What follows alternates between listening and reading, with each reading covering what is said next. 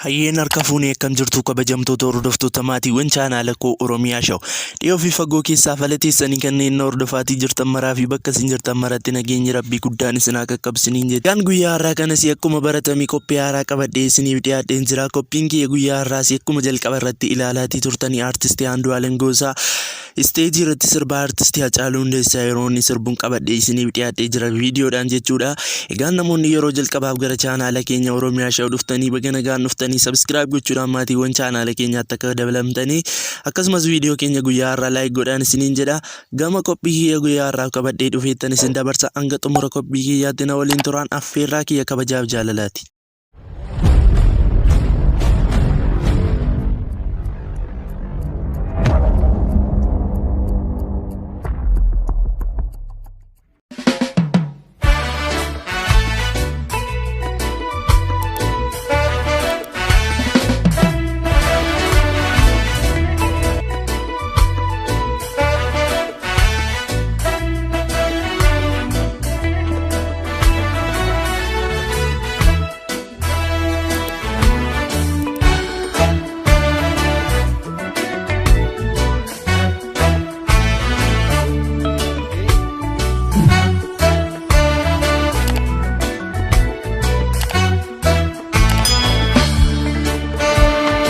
Ulfaate kaanafina olte rakinaaf gadadoo kanafana rikite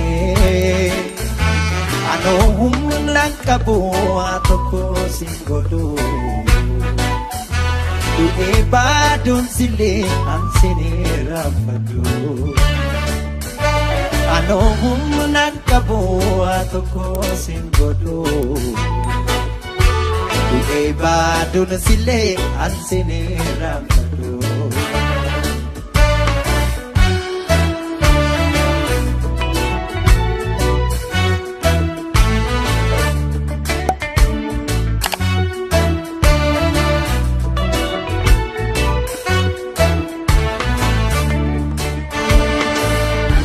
dan resuko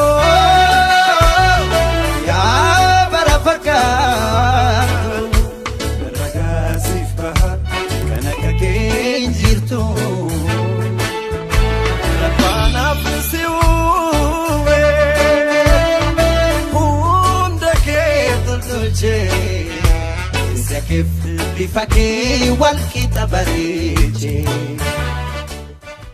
Egaan viidiyoo kanarraati akkuma ilaalaatii turtanii artistii Andualem Gosaanii haala ajaa'ibatiin sirbaatti ture. Artistii Andualem Gosaan artistoota Oromoon qaban keessaa artistii gameeyyii fi artistii buleeyyiidha. Artistii Andualem Gosa Siefuun EBS irratti waa'ee sirba artistii Hacaaluu Hundeessaan sirbamaatii ture.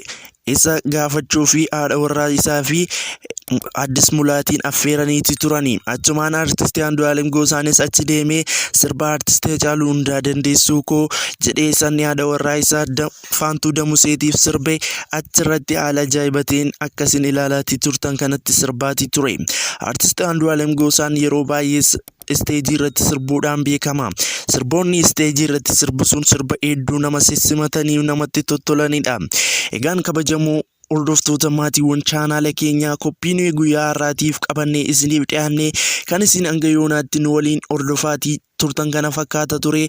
Waan nu hordoftanii fi ulfaadhaa kabajamaa isiniin jecha namoonni yeroo jalqabaaf gara chaanaala keenya Oromia Show dhuftanii baga nagaan dhuftanii subscribe gochuudhaan maatiiwwan chaanaala keenyaatti akka dabalamtanii akkasumas viidiyoo keenya guyyaa har'aa kana like godhaan isinii jedha.